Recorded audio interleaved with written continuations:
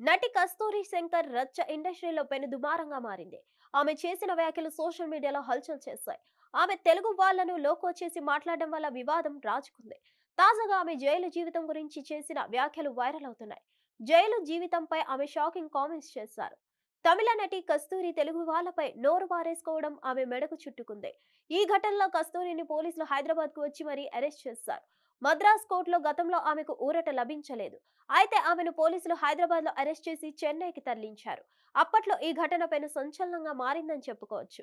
అసలు కస్తూరి చేసిన వివాదాస్పద వ్యాఖ్యలు ఏంటంటే, తమిళనాడులోని అంతఃపురంలోని మహిళలకు సేవలు చేయడానికి తెలుగువారు వచ్చారని మాట్లాడారు. కానీ అందులో కొందరు ఇప్పుడు తమిళులుగా చిలామణి అవుతున్నారని ఆమె వ్యాఖ్యలు చేశారు. దీంతో ఆమెపై పలు పోలీస్ స్టేషన్లలో కేసులు నమోదయ్యాయి. తెలుగు తమిళ ప్రజల మధ్య వివాదాలు క్రియేట్ చేసేలా ఈ వ్యాఖ్యలు ఉన్నాయని కూడా ఒకవైపు తమిళులు సైతం దీన్ని ఖండించినట్లు చెప్తున్నారు. మద్రాస్ కోర్టు బెయిల్ తిరస్కరించడంతో ఆమెకు జైలు జీవితం తప్పలేదు.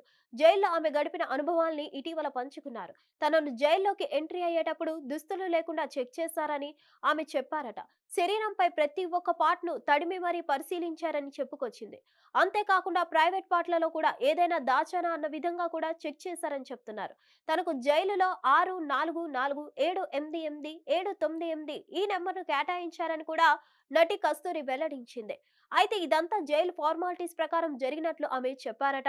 అయితే జైల్లోకి వెళ్ళిన తర్వాత తాను మొదటి 2 రోజులు చాలా ఒత్తిడికి ఫీల్ అయ్యానని, ఆ తర్వాత తనను తాను కంట్రోల్ చేసుకున్నట్లు నటి కస్తూరి చెప్పుకొచ్చారు.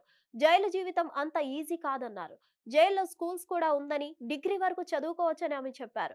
జైల్లో ద్రవిడియన్ పాలిటిక్స్ పుస్తకాలు చదివానని చెప్పారు.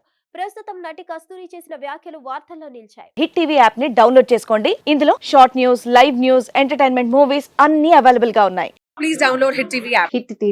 హిట్ టీవీ యాప్ ని ఫ్రీగా డౌన్లోడ్ చేసుకోండి.